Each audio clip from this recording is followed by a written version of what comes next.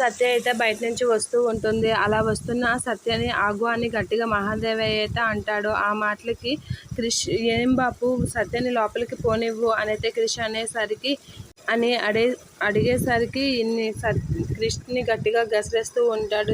నీ మాటలు నేను వినేదేట్రా, నువ్వు పెళ్ళం మాటలు వినేవాడివి, పెళ్ళం వెనకాతలా కొంగు పట్టుకొని తిరిగే నీ మాటలు నేను విన్ను. అసలు ఈ రోజు నుంచి నువ్వు షర్టు ప్యాంటు కాకుండా చీర కట్టుకొని ఒక మూల కూర్చో అని అయితే గట్టిగా అంటూ ఉంటాడు. ఆ మాటలకి సత్య అయితే క్రిష్ కసి అలా చూస్తూ ఉంటుంది. క్రిష్ అయితే ఏం అనలేక అలా వాళ్ళ బాపు కాసి అయితే చూస్తూ ఉంటాడు. ఇక మహాదేవయ్య అయితే నీకు ఎన్నిసార్లు చెప్పినా నువ్వు నా మాట పట్టించుకోవడం లేదు, నాకు విలువ ఇవ్వడం లేదు అని సత్య మీదకైతే మహాదేవయ్య చాలా కోపంగా ఫైర్ అవుతూ ఉంటాడు. ఇక క్రిష్ అయితే మాట్లాడడానికి ట్రై చేస్తూ ఉంటాడు. అయినా క్రిష్ని మాట్లాడనివ్వకుండా నీకు ఎన్నిసార్లు చెప్పాను, చిలక చెప్పినట్లు చెప్పాను, మినిస్టర్ వస్తాడు దగ్గరుండి అతనికి మర్యాదలు చేయాలి అయినా నువ్వు పట్టించుకోకుండా వెళ్ళడం ఏంటి నాకు అర్థం కావడం లేదు అని చెప్పి సత్యకైతే మహాదేవయ్య తిడుతూ ఉంటాడు. అలా తిడుతున్న సత్యకి దేవమ్మ వచ్చైతే అడడానికైతే ట్రై చేస్తూ ఉంటుంది. ఇక దేవమ్మను కూడా తిడుతూ ఉంటాడు.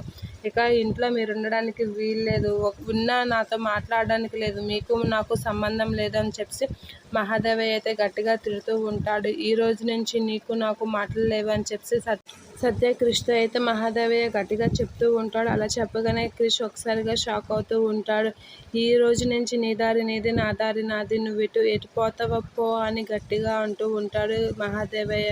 ఇక క్రిష్ అయితే షాక్ అయి అలా ఉండిపోతాడు. ఇక దేవమ్మ వాళ్ళందరికీ చెప్తూ ఉంటాడు, ఈ రోజు నుంచి వాడికి నాకు ఎటువంటి సంబంధం లేదు అని అయితే మహాదేవయ్య దేవమ్మతో అందరితో చెప్తూ గట్టిగా గసురుతూ ఉంటాడు. అలాగే గసిరేసరికి సత్య వీళ్ళందరూ ఉలిక్కిపడి అలా బిత్తరపోయి చూస్తూ ఉంటారు. ఇక క్రిష్ అయితే అలా చూస్తూ వాళ్ళ బాబు